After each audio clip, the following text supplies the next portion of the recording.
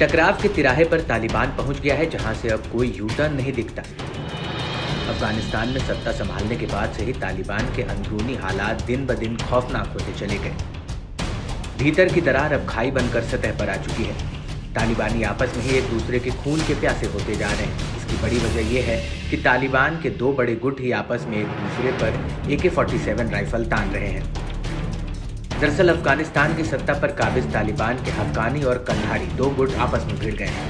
आलम यह है कि दोनों एक दूसरे पर कभी भी हमला कर सकते हैं। हक्कानी गुट का सरदार तालिबान सरकार में गृह मंत्री सिराजुद्दीन हक्कानी उर्फ खलीफा साहब है और कंधारी गुट मुल्ला उमर का बेटा मुल्ला मोहम्मद यूसुफ संभाल रहा है। इन दोनों गुटों के बीच तनाव का खामियाजा अफगानिस्तान की आवाम को भुगतना पड़ सकता है।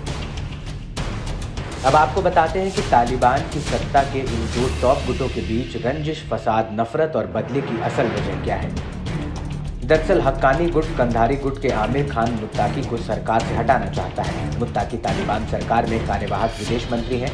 हक्कानी गुट चाहता है कि विदेश मंत्री जलालुद्दीन हक्कानी के बेटे अनस हक्कानी को बनाया जाए, लेकिन हक्कानी से तालिबान के लिए खतरा मानते हुए कंधारी गुट अनस हक्कानी को नया विदेश मंत्री नियुक्त करने में झिझक रहा है। दूसरी ओर सिराजुद्दीन की नज़र प्रधानमंत्री या उप प्रधानमंत्री के पद पर है और कंधार में बैठे तालिबानी नेता हक्कानी नेटवर्क के लिए बड़ी चुनौती बने हुए हैं। यहाँ तक कि जनरल डायरेक्टर ऑफ इंटेलिजेंस के वर्तमान उप प्रमुख और सिराजुद्दीन के पुराने दोस्त ताज मीर जवाद भी उसके खिलाफ हो गया है। एक समय था जबकि ताज मीर हक्कानी नेटवर्क के लिए एक बड़े कमांडर के रूप में भी काम कर चुका था, लेकिन अब सिराजुद्दीन के इरादों को लेकर वो उससे भी ज़्यादा नाराज है। ऐसे में साफ नजर आ रहा है कि तालिबान किस तरह दो फाड़ होता रहा है। इन सब के बीच एक दिलचस्प पहलू यह है कि सिराजुद्दीन हक्कानी ने अपनी खुद की सुरक्षा किले में तब्दील कर दिया है।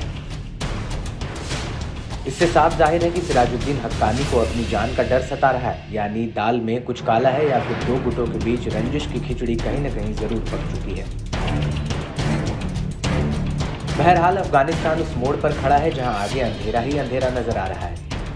तालिबान के सत्ता में आने के बाद से अफगानिस्तान की अर्थव्यवस्था पाकिस्तान जैसी हो चुकी है। जुलाई 2021 में अमेरिका ने यहां से सेना हटाने का फैसला कर तालिबान को सत्ता की चाबी सौंप दी थी। तब से यहां की डावाडोल अर्थव्यवस्था और भी खस्ताहाल होने लगी और लोगों को भुखमरी तक का सामना करना पड़ रहा है।